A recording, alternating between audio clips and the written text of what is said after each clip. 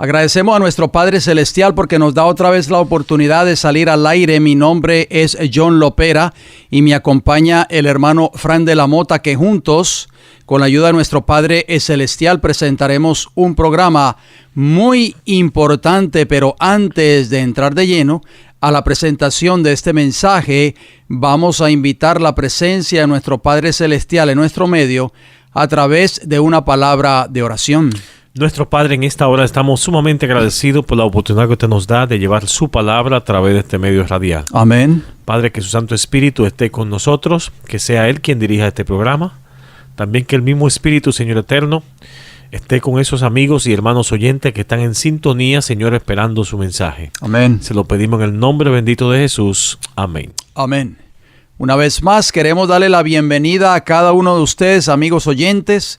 Gracias por darnos la oportunidad de entrar a sus hogares o donde quiera que nos estén escuchando en estos momentos. Les saludamos en el nombre del Señor Jesús. Recuerden nuestros puntos de apoyo si usted desea comunicarse con nosotros o si desea ordenar algún material o tal vez ordenar algún programa que hayamos pasado anteriormente, o si tiene alguna pregunta. En fin, usted se puede comunicar con nosotros. Damos siempre nuestra dirección postal, nuestros números de teléfono casi al final del programa. Así que estén atentos, por favor. Como siempre lo hacemos a través de estos programas, nos gusta hablar de salud y temperancia. Salud es el funcionamiento equilibrado de todos los elementos que constituyen el ser humano: cuerpo, mente y espíritu. Y temperancia es el uso moderado de todo cuanto sea bueno y una abstención completa de todo cuanto sea perjudicial, sobre todo de bebidas alcohólicas, tabaco y drogas. Bien, amigos oyentes, hermano John, en los minutos de salud vamos a hablar de cómo fortalecer el sistema inmunológico. Pero antes, como de costumbre, vamos a citar la palabra de Dios en Éxodo capítulo 15, versículo 26. Que nos dice: si oyereis atentamente la voz de Jehová tu Dios, e hicieres todo lo delante de sus ojos, y dieres oído a sus mandamientos, y guardares todos sus estatutos, ninguna enfermedad de las que envié a los egipcios te enviaré a ti, porque yo soy Jehová tu Dios, tu sanador. Amén. Vacunarse, hermano John, está muy de moda hoy en día.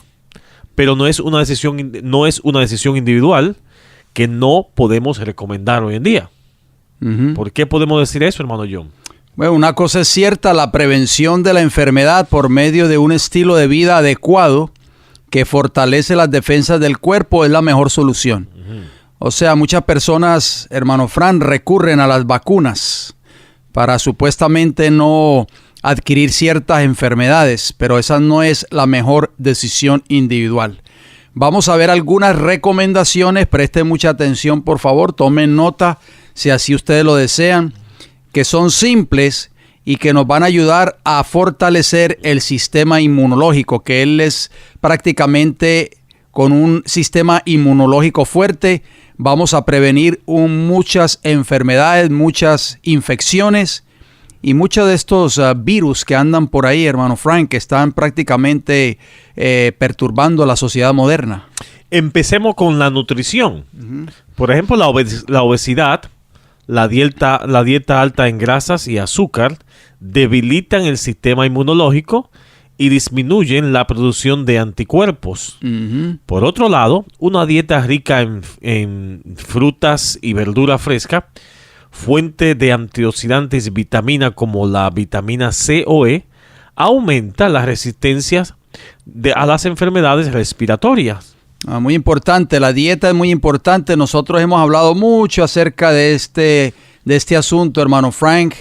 Lo hemos dicho ya por mucho tiempo, la importancia de un cambio de dieta. Número 2, el agua. Bueno, hoy están de moda los refrescos, las famosas sodas, como se le conoce aquí en este país, las bebidas artificiales, pero las personas beben muy poca agua. Bueno, beber 2 litros de agua por día, preferiblemente entre las comidas. No recomendamos estar comiendo y estar bebiendo líquido, por favor. Mantener el cuerpo hidratado es fundamental para combatir las infecciones. También tenemos la vitamina D, pero no la que venden en un potecito por ahí, hermano John, sino una que se produce naturalmente, producida por el cuerpo después de la incidencia de la piel de la radiación ultravioleta del sol. La vitamina D reduce la incidencia de las infecciones respiratorias. ¿Cómo podemos obtenerla? Bueno, podemos tomar unos 20 minutos al día en el sol, recomendable en la mañana. Muchas personas no les gusta salir de sus casas, hermano Fran, pasan encerrados entre cuatro paredes, pero el sol es bueno tomarlo, aunque sea, como usted dice, de 15 a 20 minutos diarios, específicamente por la mañana, y sobre todo aquí en este estado donde nosotros transmitimos este programa, que es conocido como el estado del sol. Aquí hay mucho sol y podemos aprovechar el obtener esa vitamina D de una forma natural. El número 4, ¿qué más podemos agregar para unas buenas recomendaciones para fortalecer el sistema inmunológico? Bueno, el aire puro. Respirar aire fresco profundamente y dejar su casa bien ventilada. Los ambientes cerrados y húmedos están repletos de gérmenes circulantes. Sobre todo aquí dependemos mucho del aire acondicionado, hermano Frank, pero abrimos poco las ventanas de nuestros hogares. El ejercicio también. Ejercitarse moderadamente ayuda a prevenir la gripe. Sin embargo, el ejercicio físico intenso y extenuante disminuye la resistencia contra las infecciones respiratorias. Sugerimos, amigos oyentes, una caminata diaria de por lo menos 30 minutos al aire libre. Es muy importante porque hay personas que se meten a un gimnasio a levantar pesas, hermano Frank, y a hacer un sinnúmero de ejercicios extremos y creen que ellos están desarrollando buena salud de esa manera, pero con solo una caminata, como usted mencionó, diariamente o por lo menos 3 veces en la semana, si es que no podemos hacerlo todos los días, por lo menos 30 minutos diarios y específicamente temprano en las mañanas, cuando está saliendo el sol, va a ser de mucho, mucho beneficio. Número 6, que podemos también añadir a esta serie de recomendaciones para tener un sistema inmunológico fuerte y así prevenir muchas enfermedades e infecciones. Bueno, evitar el alcohol, el tabaco y las drogas. Estos 3 venenos disminuyen la eficiencia del sistema inmunológico, si ustedes no lo sabían. Fumar reseca las narinas y paraliza las pestañas respiratorias, que son delicados hilos encontrados en las vías respiratorias que ayudan a retirar gérmenes y otras partículas de dentro del cuerpo.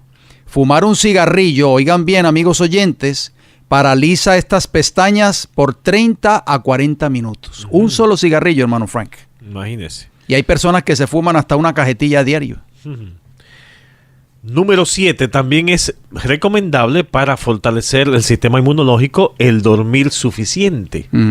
La falta de sueño, incluso parcial, reduce la actividad de las células inmunes en un 30% y también reduce la eficacia de las vacunas. Busque dormir antes de las 24 horas, o sea, antes de las 10 de la noche. De las 22 horas, sí. Exacto, de las 22 horas. Durante 7 o 8 horas por la noche. Muy importante, hermano Fran, porque hay personas que se amanecen viendo televisión. A la 1, 2, 3 de la mañana, pero eso ellos no saben que están perjudicando y poniendo en peligro su salud. Por eso la mejor hora recomendable para ya uno estar en la cama y ya uno estar descansando cada noche, por lo menos antes de las 10 de la noche. Muy bien, mantengamos siempre presente eso. Número 8, evitar el estrés o liberarse del estrés. El estrés crónico está relacionado con la disminución de los anticuerpos, mientras que el optimismo y las buenas relaciones interpersonales están asociados con la mejora del estado inmunológico. El miedo, la ansiedad, el descontento, el remordimiento, la culpa y la desconfianza en Dios y en las personas tienden a romper nuestras fuerzas vitales y dejarnos debilitados. La palabra de Dios no se equivocó, hermano Frank, porque en Proverbios capítulo 17 y el versículo 22 nos dicen: El corazón alegre constituye buen remedio, mas el espíritu triste seca los huesos. ¿Qué le parece a usted, hermano Fran? Así que esperamos de que nuestros amigos oyentes que sintonizan este programa cada semana, pues pongamos en práctica estos consejos de salud si queremos gozar de buena salud y si queremos tener un sistema inmunológico fuerte y así no sufrir de tantas enfermedades, tantos virus, tantas enfermedades infecciosas que están prácticamente azotando hoy a la humanidad moderna. Y evitar químicos o, como mencionamos al principio, vacuna y pastilla, pensando que de esa manera el sistema inmunológico se va a fortalecer, y realmente no. Exactamente, porque eso es prácticamente lo que hacen los médicos. Cuando las personas van a un doctor con una enfermedad infecciosa, algún virus o algún catarro fuerte, o si está débil, eso es receta. Vaya a la farmacia y cómprese estas pastillas, tómese este jarabe, póngase esta inyección.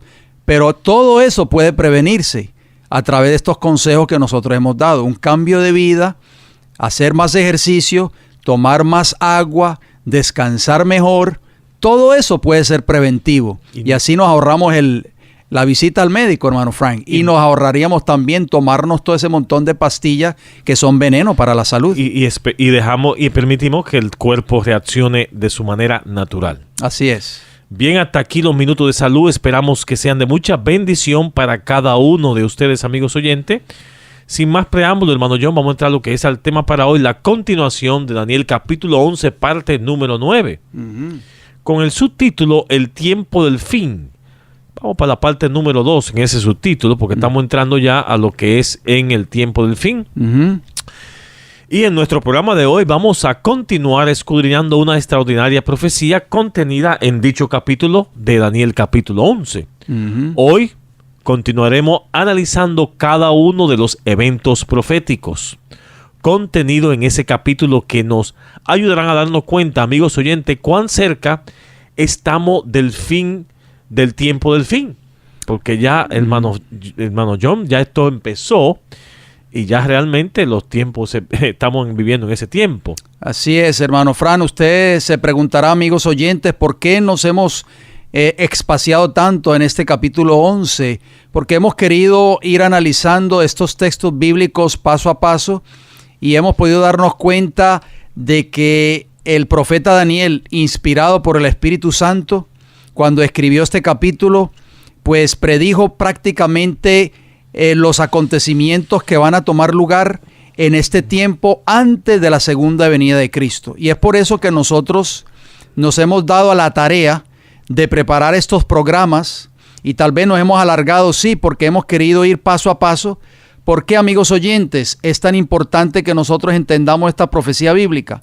Porque esta profecía bíblica no solamente nos dice que estamos viviendo en el tiempo del fin y que estamos cerca del mayor acontecimiento que va a tomar lugar en este planeta Tierra, que es la segunda venida de Cristo, sino que también, hermano Frank, a través de estos eventos proféticos o a través de esta extraordinaria profecía, en este capítulo 11 de Daniel, el profeta, a través del Espíritu Santo, desenmascara prácticamente los errores de Satanás, porque Satanás, obviamente, como dice el libro de Apocalipsis, capítulo 12 y el versículo 9, engaña al mundo entero.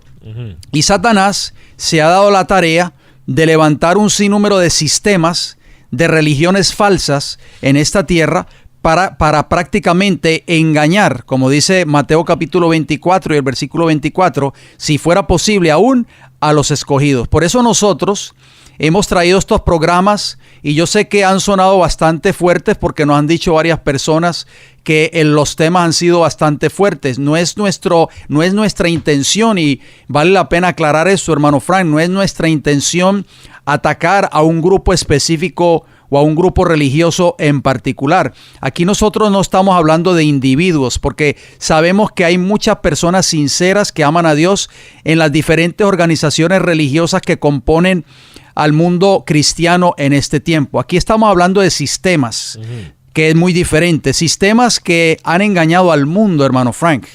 Sistemas que lamentablemente están engañando al mundo hoy actualmente. Sistemas que están tomando el lugar de Dios en esta tierra. Sistemas que ha levantado Satanás. ¿Para qué?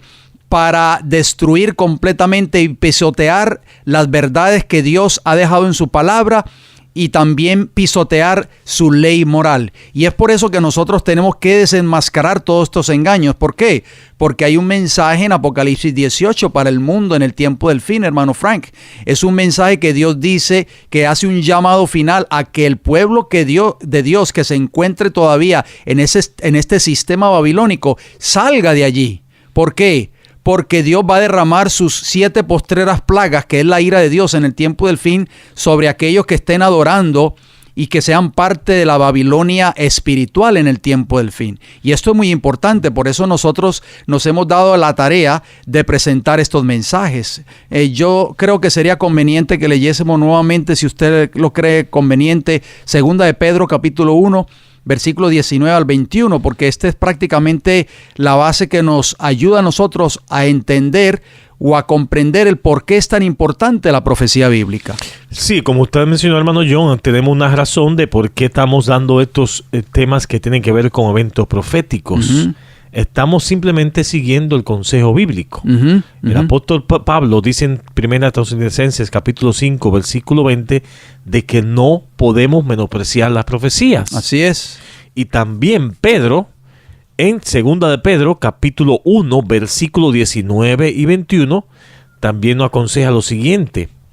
Dice, tenemos la palabra profética más segura, la cual hacéis bien en estar atento como una antorcha que alumbra en lugar oscuro, hasta que el día esclarezca y el lucero de la mañana salga en vuestros corazones, entendiendo primero esto, que ninguna profecía de las Escrituras es de interpretación privada, porque nunca la profecía fue traída por voluntad humana, sino que los santos hombres de Dios hablaron siendo inspirados por el Espíritu Santo.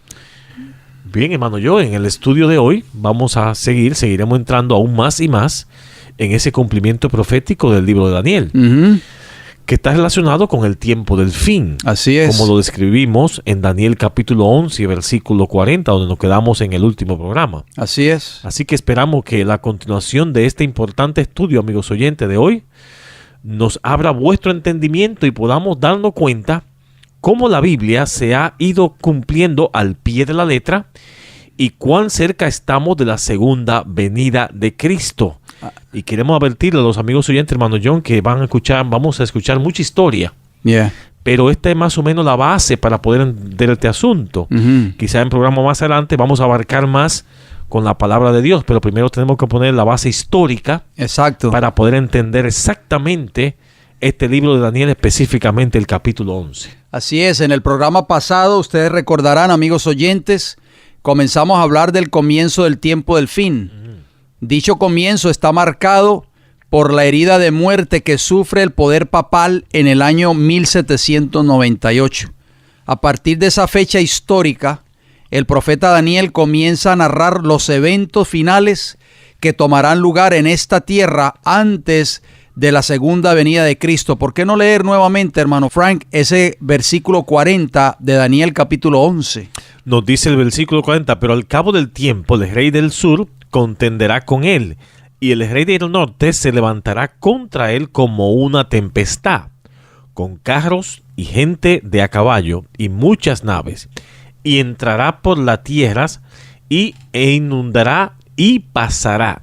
Vale la pena mencionar, hermano Frank, que a la altura de este versículo 40 de Daniel 11, el rey del norte ya no es Roma imperial, ya Roma imperial había desaparecido, es Roma papal, obviamente que tomó el lugar de Roma, de la Roma imperial, pero el rey del sur prácticamente a esta altura de este versículo 40 es la Francia atea, con su famosa Revolución Francesa, que prácticamente le dio un golpe, hermano Frank, al catolicismo romano en ese entonces. Por eso dice la primera parte del versículo 40, al cabo del tiempo, el rey del sur, que es Francia atea, contenderá con él, o sea, contra el rey del norte, y el rey del norte se levantará contra él como una tempestad. Más adelante, en el desarrollo de la palabra profética, nos vamos a dar cuenta que el rey del norte toma venganza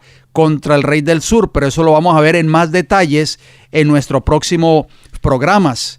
En el original hebreo, como mencionamos en el tema anterior, la frase al cabo del tiempo significa literalmente en el tiempo del fin, amigos oyentes.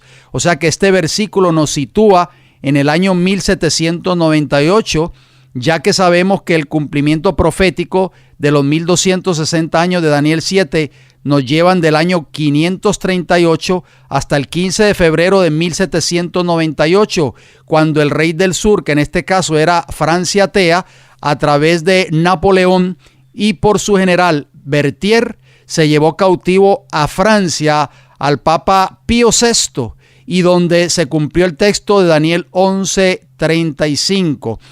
Es decir, que históricamente el relato bíblico termina con el tiempo señalado, que es el tiempo del fin.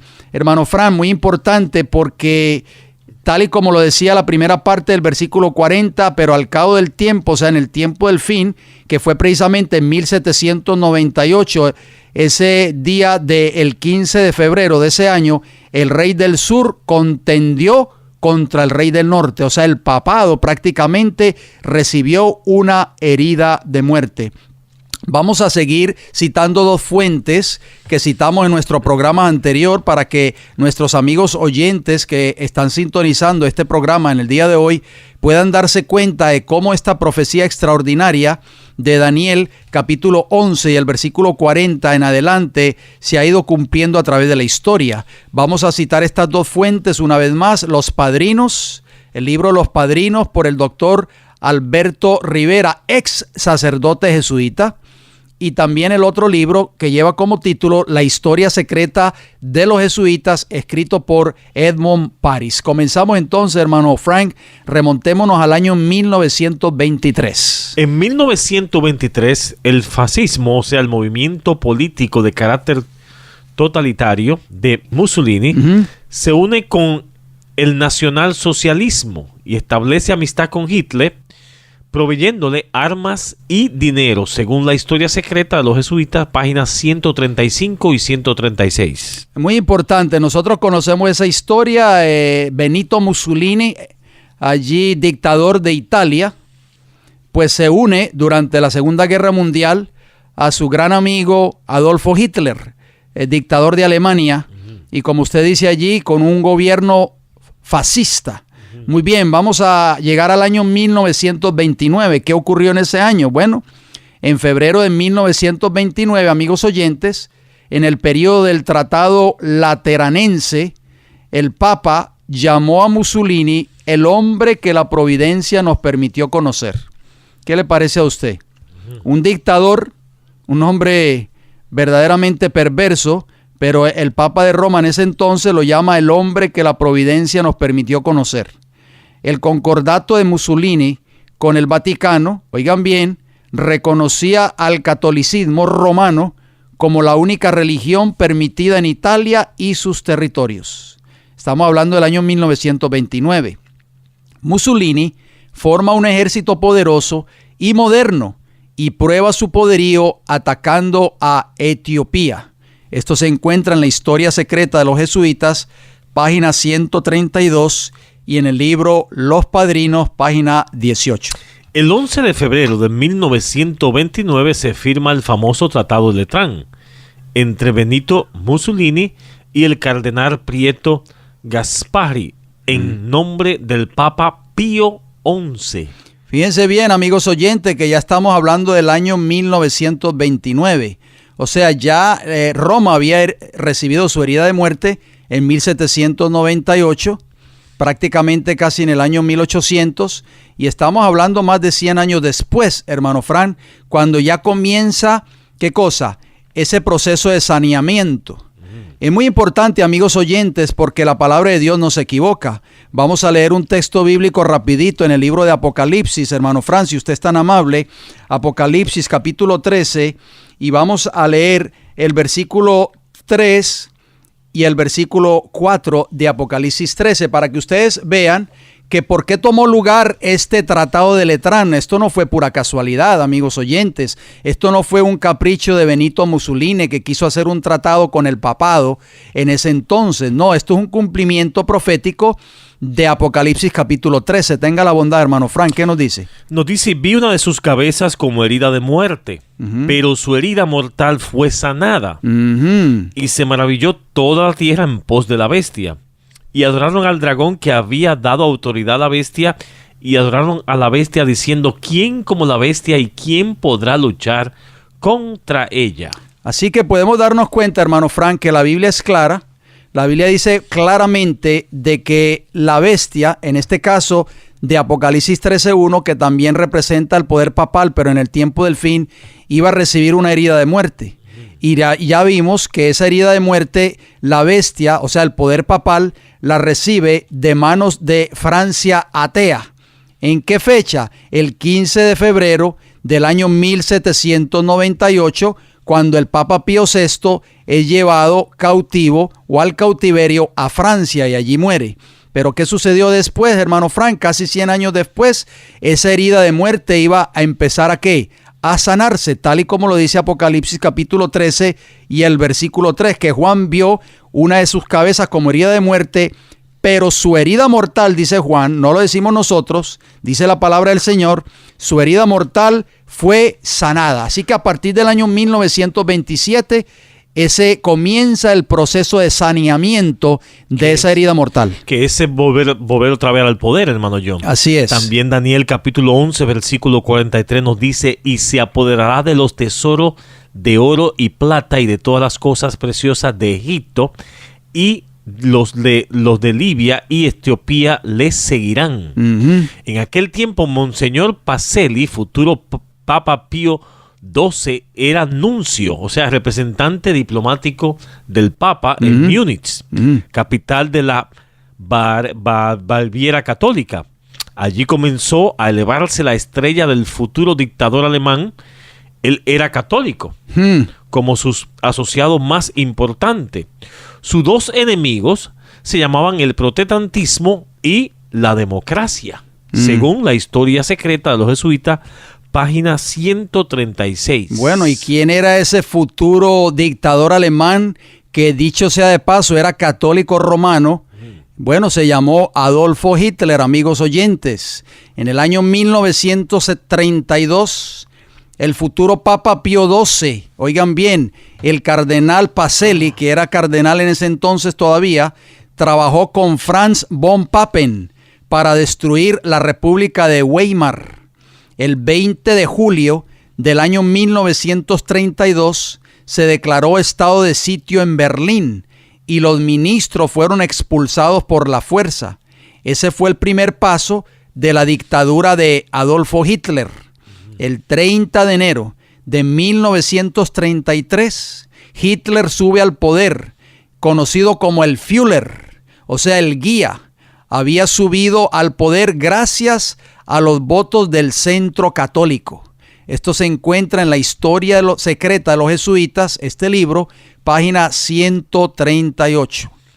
Alemania se convirtió en el segundo fuerte de los jesuitas.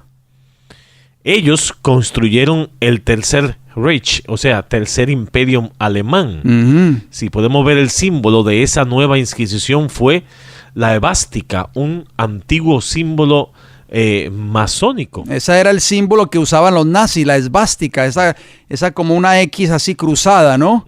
Y era un antiguo símbolo masónico. Hitler fue elegido por el Vaticano. El Reich debía dominar a Europa, donde los católicos fueron los amos, según la historia secreta de los jesuitas, páginas 137 y 138. Muy importante, así que podemos darnos cuenta de que este sistema papal estaba cumpliendo la profecía bíblica, hermano Frank. Ya estaba en proceso de saneamiento su herida mortal, y dice la Biblia que después de que su herida mortal fuese sanada, toda la tierra se iba a maravillar en pos de este sistema papal o de este poder papal. Para ese tiempo ocurrió algo entre la Santa Sede y Alemania. ¿Qué ocurrió? Bueno, el famoso concordato entre la Santa Sede y Alemania. Este concordato fue firmado entre Alemania y el Vaticano en Roma, amigos oyentes, si ustedes no lo sabían, en el año 1933. ¿Quiénes fueron los protagonistas? Bueno, los protagonistas de este tratado, de esta firma, fueron el cardenal Pacelli, que era el secretario de Estado del Vaticano y que luego llegó a ser el Papa Pío XII, posteriormente. También Franz von Papen era un nazi católico romano devoto. También se encontraba allí Montini, prelado del Vaticano. Oigan bien, si este nombre es familiar para ustedes, este Montini, que era un prelado del Vaticano en ese entonces, después llegó a ser el Papa Pablo VI. Ese señor Franz von Papen, quien ayudó fue a Hitler a llegar al poder. Nos dice la nota aquí de la historia de los jesuitas, página 176. Dijo Hitler: aprendí mucho de la orden de los jesuitas. Hasta ahora no ha existido en la tierra nada más grandioso que la organización jerárquica de la Iglesia Católica. Increíble. Y ya que estamos hablando de este prelado de la Iglesia Católica Romana que estuvo presente en el concordato entre la Santa Sede y el Vaticano en Roma en 1933, llamado Montini, que llegó a ser el Papa Pío VI. Bueno, vamos a compartir una noticia que salió recientemente, hermano Frank. Pablo VI será proclamado santo. Increíble. Yo me sorprendo cuando verdaderamente veo estas noticias. Y esto salió en una agencia de noticias de Colombia llamado elcolombiano.com, 7 de marzo de 2018. Dice así: el Papa Francisco promulgó el decreto por el que se reconoce un segundo milagro por la intercesión de Pablo VI. Este era el famoso Montini, que estuvo allí presente en la firma del concordato entre la Santa Sede y los nazis en Alemania. Qué interesante. Por lo que será proclamado santo. Oigan bien, será proclamado santo. Quizás por la iglesia de Roma, hermano Fran, pero lo dudo que sea por el cielo. Informó hoy la oficina de prensa del Vaticano. Aunque no se comunicó la fecha, su canonización podría celebrarse a finales del próximo mes de octubre en Roma, al final del Sínodo de Obispos sobre los jóvenes, convocado del 3 al 28 de octubre, según adelantó el secretario de Estado del Vaticano, Pietro Parolin. Sigue diciendo esta noticia, presten mucha atención. Pablo VI, cuyo pontificado fue de 1963 a 1978, creó el Sínodo de Obispos, las asambleas de los prelados llegados de los 5 continentes del Vaticano, unas reuniones indicadas durante el Concilio Vaticano II, convocado por Juan XXIII y celebrado desde 1962 a 1965, y que fue justo el Papa Giovanni Battista Montini, así se llamaba Pablo VI, quien se encargó de su última etapa y clausura del famoso Concilio Vaticano II, que vamos a hablar un poquito acerca de ese concilio, por qué ha sido tan importante para la Iglesia de Roma este concilio. Noten cómo termina la noticia, amigos oyentes. Además de concluir y defender el difícil Concilio Vaticano II, el 15 de septiembre de 1965 instituyó con el motu proprio llamado Apostólica Solitudo el Sínodo de Obispos para ayudar al pontífice a realizar su tarea de gobierno en la Iglesia Universal. Fue el primer papa viajero y por tanto el primero en visitar Tierra Santa, y emprendió viajes por los 5 continentes. Bueno, hermano Fran, la tierra que Roma anhelaba controlar por medio de las cruzadas contra el dominio musulmán, ¿cuál era? Era prácticamente la Tierra Santa, ¿sí o no? Bueno, o sea que Roma sigue todavía con ese mismo objetivo, no ha cambiado. Termina la noticia diciendo: Pablo VI es considerado también el Papa del diálogo y la reconciliación entre las diferentes iglesias. Y prueba de ello fue el histórico gesto del abrazo con el entonces patriarca Atenágoras, abriendo el camino, oigan bien, de reconciliación entre la Iglesia Católica y la Iglesia Ortodoxa, después de más de 500 años del cisma de Oriente. Más de 500 años enemistados, hermano Fran. Ya nosotros lo vimos en el programa anterior. ¿Por qué causas llevó la ruptura entre estas dos iglesias, la Iglesia Ortodoxa y la Iglesia Católica Romana? Sabemos que Roma trató de destruir completamente a través de los bolcheviques y a través del comunismo, derrocar completamente y destruir la Iglesia Ortodoxa griega allí en Rusia. Y podemos darnos cuenta que esta noticia está confirmando de que Pablo VI fue uno de los primeros papas en tratar de abrir o de sanar esa herida que llevaba más de 500 años abierta. Buena noticia, hermano John. Sigamos con la historia. Tenemos a Himmler Heinrich, director de la Gestapo. Nos dice el libro Los Padrinos en la página 23. Fue mayormente en manos de la Gestapo, o sea, del servicio secreto alemán, que 6 millones de judíos sufrieron la tortura y la muerte. Muchos fueron masacrados o enviados a campos de concentración. Vamos a hablar del Papa Pío XII entonces, Eugenio Pacelli, que fue el protagonista en el concordato en el año 1933 con la Alemania nazi. Bien, muy importante. Alemania se rindió el 8 de mayo de 1945 durante la Segunda Guerra Mundial. Ustedes lo saben, Europa estaba en ruinas en ese entonces. O sea que esta mujer de Apocalipsis 17, conocida como la Gran Ramera, estaba nuevamente en problemas. Uno de sus hijos, o sea, el partido nazi, el que había recibido el respaldo del Papa Pío XII, había caído. Su otro hijo, el comunismo, el cual ella odiaba, era el ganador. Los jesuitas habían tomado las siguientes precauciones en caso de que perdieran la guerra. Vamos a ver cuáles fueron esas precauciones que los jesuitas tomaron, porque ya al verse prácticamente la guerra perdida por Alemania, ¿qué sucedió, hermano Frank? Bueno, las preocupaciones eran hacer creer que que el Vaticano... Hacer creer a todos, en otras palabras. Que el Vaticano no tenía nada que ver con las guerras. Y también asegurarse de que los sacerdotes o monjas o monjes rebeldes fueran llevados a campos de concentración para convencer al mundo que también ellos, o sea, la Iglesia Católica, fueron también perseguidos. ¿Qué más? Ordenaron también a las familias y a los sacerdotes católicos que protegieran en sus hogares a judíos para que en un futuro sirviera como material para revelaciones públicas en películas, documentales, libros, etc. También mostrar una nueva actitud al mundo por medio del Concilio Vaticano II.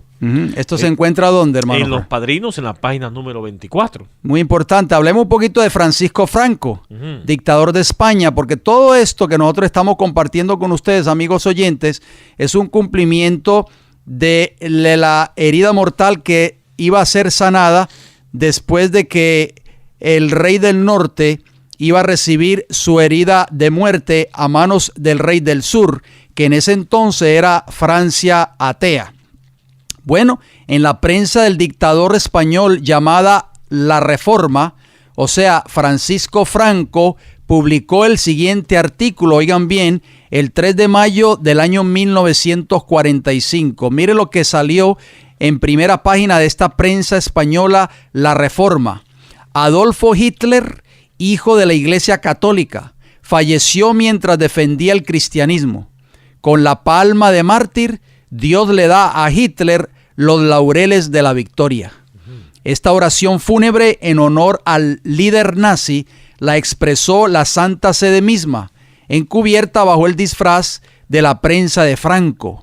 Fue un comunicado del Vaticano vía Madrid. Esto se encuentra en la Historia de los Jesuitas, página 175. Hermano Frank, hablemos un poquito acerca del Concilio Vaticano II, porque esta fue una arma secreta también de los jesuitas, y vamos a ver cuáles eran los planes de Roma a través de este Concilio Vaticano II, que dicho sea de paso, fue iniciado por el Papa Juan XXIII y fue concluido por el Papa Paulo VI, que muy pronto va a ser canonizado.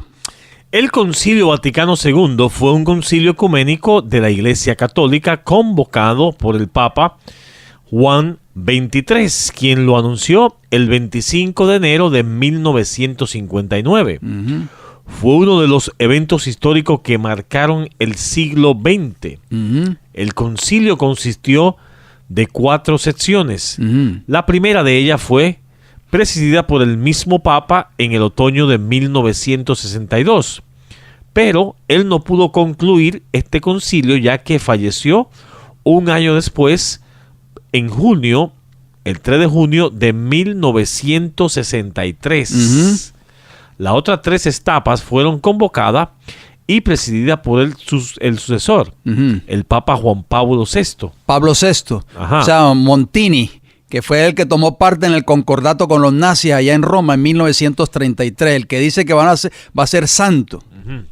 Que estuvo presente Montini en la firma del concordato entre la Santa Sede y Alemania. Oigan bien, amigos oyentes, el Concilio Vaticano II, que tomó lugar entre los años 1962 a 1965, cambió ostensiblemente el acercamiento hacia quienes antes eran llamados por la Iglesia de Roma herejes y a quienes ahora se caracterizó como hermanos separados. Pero al propio tiempo dejó muy claro que la reunión significaba el retorno, oigan bien, de aquellos a la única iglesia verdadera y al Papa como centro de unidad. O sea, ese fue el propósito prácticamente de este Concilio Vaticano. Las prerrogativas papales se hallan firmemente declaradas en el decreto con su énfasis en la institución, la perpetuidad, el poder y la naturaleza de la sagrada primacía del romano pontífice y de su infalible magisterio, hermano Frank. Las definiciones papales no necesitan aprobación ajena y carecen de apelación ante cualquier otro tribunal.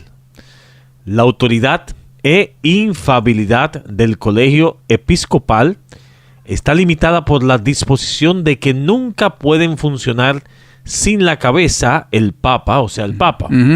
El decreto sobre el ecumenismo considera las posibilidades de reuniones desde el punto de vista de una firme insistencia en la tradicional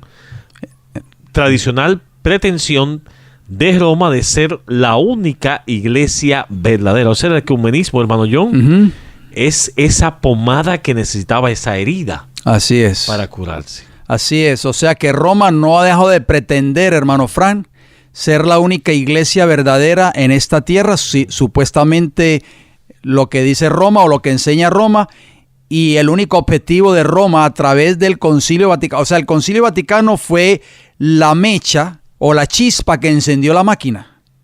¿Para qué? Hasta hoy en día no ha parado. Exactamente, no, al contrario, hoy en día pues estamos viendo en su plena. Estamos viendo en todo su apogeo de que Roma está alargando sus tentáculos y abrazando a todas las religiones del mundo, pero el único propósito es que todos deben de volver a la supuesta madre iglesia, como leíamos en el programa anterior, que Francisco lo dijo muy claro. Hay 2 madres que todos los cristianos deben adorar: la Santa Madre Iglesia, o sea, la Iglesia Católica, Apostólica y Romana, y la Virgen María, hermano Fran. Este es el objetivo de Roma y comenzó en 1962 con el 1959, diría, con el Concilio Vaticano II. Y un paréntesis, hermano, yo no vimos no hace mucho una propaganda en la cadena CNN, donde están pasando una serie titulada El Papa, el hombre más poderoso del mundo. Bueno, la palabra de Dios no se equivocó, hermano Fran. La herida mortal iba a ser sanada, ¿no? Así es, tal y como lo decía el libro de Apocalipsis. Muy bien, vamos a citar un diccionario de la historia de la iglesia escrito por Wilton M. Nelson en la página 1053 y la página 1055. Nos dice este autor: únicamente mediante la Iglesia Católica de Cristo, el universal auxilio para la salvación, pueden alcanzarse los medios de salvación en toda su plenitud. Según este autor, eso es lo que enseña la Iglesia de Roma. A las demás iglesias si bien defectuosas desde el punto de vista de Roma, se las considera como poseedoras de algunos elementos de la verdad católica. El bautismo establece un lazo de unidad que se espera evolucione hasta transformarse en una unidad plenamente integrada y en un final retorno, oigan bien, a la unidad que solamente Roma posee. O sea, ese es el objetivo de Roma: traer a todas las iglesias cristianas y a todas las religiones del mundo de nuevo al seno de la madre iglesia, que es Roma papal. Objetivo del Concilio Vaticano II. Tenemos que promover el desarrollo de la fe católica, lograr una renovación moral de la vida cristiana de los fieles, adaptar la disciplina eclesiástica a las necesidades y métodos de nuestro tiempo, lograr la mejor interacción o interrelación con las demás religiones, principalmente con las orientales. Pero esto tampoco se queda ahí, hermano John, porque inclusive vemos al obispo de Roma que se relaciona hoy en día con los hindúes, con los musulmanes, está trayendo todas esas religiones gigantescas también, aparte de todo lo que es el cristianismo. Así es. Esta declaración que usted leyó se encuentra en una enciclopedia Wikipedia. Sigue diciendo esta enciclopedia, hablando de los objetivos del Concilio Vaticano II. Como usted dijo, el punto número 1 es promover el desarrollo de la fe católica. O sea, Roma, hermano Fran, no ha cambiado en absoluto. Muchas personas creen que ya Roma no es la misma de años atrás o la Roma de la Edad Media. Sigue siendo la misma, no ha cambiado. Sigue diciendo esta enciclopedia: ecumenismo es la tendencia o movimiento que busca la restauración de la unidad de los cristianos. Es decir, la unidad de las distintas confesiones religiosas cristianas históricas, separadas desde los grandes cismas. En cambio, la búsqueda de cooperación entre diferentes religiones, tanto entre las religiones abrahámicas, judaísmo, cristianismo y islamismo como otras, se llama diálogo interreligioso. Hermano Fran, debemos entender que el tipo de gobierno comunista está construido sobre leyes que niegan a Dios y expresan incredulidad en las Sagradas Escrituras. El rey del sur, el ateísmo, encarnado años después de Francia, por supuesto, después de la Francia atea, en la URSS, o sea, en la Unión de Repúblicas Socialistas Soviéticas, contendió con el papado, oigan bien, arrebatándole a algunos países católicos en la zona de Europa Oriental. En los primeros 5 años de revolución, Lenin oprimió con terror a los creyentes en Rusia. 28 obispos, 1.200 sacerdotes fueron muertos y al acabar Khrushchev, su mandato, más de 50,000 clérigos fueron cegados también por la muerte. O sea que como dicen por allí, se le volteó la tortilla a la iglesia de Roma, porque sabemos de que Lenin fue el instrumento que los jesuitas infiltraron en Rusia bajo la revolución bolchevique. ¿Por qué? Porque el único propósito de Roma, a través de estos bolcheviques comunistas, era destruir la iglesia ortodoxa. Pero obviamente Lenin le dio la espalda ¿a quién? A Roma papal. Después de la Segunda Guerra Mundial, la opresión y la intransigencia religiosa se extendieron a Ucrania y al resto de las repúblicas soviéticas, así como a países satélites como Polonia, Checoslovaquia y Hungría. Millones de católicos y protestantes pagaron las consecuencias de la intolerancia comunista. Sin embargo, el rey del norte, o sea, el papado, se levantó contra el ateísmo del rey del sur, como una tempestad como dice Daniel capítulo 11, versículo 40, carros y gente de a caballo y muchas naves, y entrará por las tierras. Ampliaremos, más adelante, con este texto bíblico que vamos a en el próximo programa, hermano John. Así que, amigos oyentes, no se pueden perder los programas futuros, porque vamos a ir ampliando un poquito más en qué consiste este asunto de Daniel capítulo 11, versículo 40. Y no olvidemos, amigos oyentes, que este obispo de Roma, el Papa Francisco, es el primer papa jesuita, hermano John, y vamos a ver cómo relacionamos eso en los programas futuros. Así es. Me llama mucho la atención, hermano Frank, ese versículo de Daniel 11:40, la segunda parte, porque el rey del norte, después de que Francia desaparece del cuadro profético, pues toma lugar su predecesor prácticamente, porque Francia era atea cuando Napoleón Bonaparte, cuando llegó Berthier allí y llevó cautivo a este Papa Francia a través de su Revolución Francesa, que negó completamente la existencia de Dios. Muchas Biblias fueron quemadas prácticamente allí en Francia, en París, etcétera. Pero el predecesor de la Francia atea, o sea, ¿quién fue? Fue el comunismo de Rusia. Pero la Biblia dice que el rey del norte, o sea, el papado, se iba a levantar contra ese rey del sur en el tiempo del fin, o sea, contra el ateísmo de la Unión Soviética. ¿Con qué? Con carros y gente de a caballo y muchas naves, y entrará por las tierras. Ese versículo lo vamos a desglosar más a fondo en nuestro próximo programa, amigos oyentes. Así que usted no se lo puede perder, tiene que sintonizarnos, porque esto es un cumplimiento profético que la Biblia nos dice claramente que estamos prácticamente en el tiempo del fin. Hermano Fran, volviendo a 2 de Pedro, capítulo 1, esos fueron los textos que usted leyó de introducción, el versículo 19, donde dice la palabra del Señor, no lo decimos nosotros. Dice 2 de Pedro 1:19, tenemos también la palabra profética más segura, a la cual hacéis bien en estar atentos como una antorcha que alumbra en lugar oscuro. Muchas personas, hermano Fran, jamás han oído este tipo de programas, jamás han escuchado el desarrollo de esta profecía bíblica en sus iglesias. ¿Por qué? Porque los pastores lo único que hacen es entretener a los miembros de sus respectivas iglesias con cuentos, con anécdotas, con chistes y un sinnúmero de cosas, pero no se dan cuenta de que estamos prácticamente viviendo en el umbral del tiempo del fin.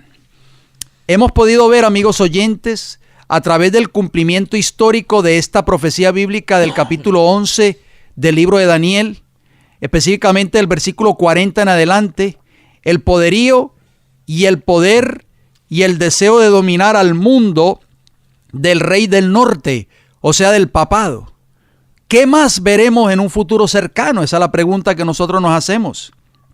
La palabra de Dios nos dice que solo los fieles podrán resistir el último gran conflicto entre la verdad y el error. ¿Estarás tú en ese grupo? ¿Estaremos nosotros en ese grupo? Esperamos que entre esos fieles te encuentres tú, amigo oyente, amiga oyente que estás escuchando este programa en esta hora, y estemos también nosotros, porque ese grupo de fieles serán aquellos que entrarán algún día a la patria celestial. Bien, amigos oyentes, así que no pueden perderse los programas que vienen adelante. Además, hermano John, vamos a explicar un poquito más cómo tiene que ver cuando se complete exactamente de sanar la herida mortal, que todavía no se ha completado. Está ya prácticamente casi sanada. Y eso es un tema que también todos los amigos oyentes, específicamente los que llamados cristianos, deben saber. Bueno, Apocalipsis capítulo 3, versículo 20, nos dice el Señor Jesús: he aquí yo estoy a la puerta y llamo. Si alguno oye mi voz a través de este programa y abre la puerta, yo entraré a él y él cenaré conmigo, según Apocalipsis capítulo 3, versículo 20. Esa es la intención de nosotros, en el nombre bendito de Jesús. Amén. Ya hacerle un llamado de que escuchemos la palabra de Dios en este programa llamado La Verdad Presente. Amén, hermano Fran. El llamado es para nuestros amigos oyentes a que salgan del error, a que salgan de un sistema que los ha mantenido esclavizados en el error y en el pecado y en la mentira. Nosotros, amigos oyentes, hacemos el llamado a usted, amigo oyente. Ahora sí estamos haciendo el llamado a los individuos, a nuestros amigos y amigas sinceros que verdaderamente escuchan este programa cada semana. El llamado es para ustedes. Nosotros no podemos continuar viviendo en un sistema que está engañando al mundo. Un sistema, hermano Fran, que ha hecho atrocidades. Un sistema prácticamente con un ropaje cristiano que está engañando al mundo, y que muchas personas hoy que están dentro de este sistema son gente buena, gente sincera, gente que aman a Dios. Pero tenemos que salir de Babilonia, tenemos que salir del pecado, de la mentira, y tenemos que venir a un conocimiento de la palabra del Señor. Si usted tiene alguna pregunta, escríbenos.